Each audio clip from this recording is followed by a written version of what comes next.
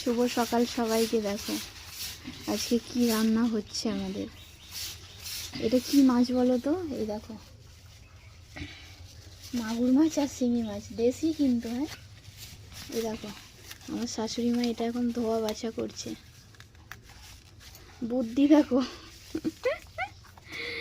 কিভাবে মাছটা ধুতে হয়। দেখো এটা কি পাতা বলো তো? এটা ডুমুর পাতা। এই দেখো,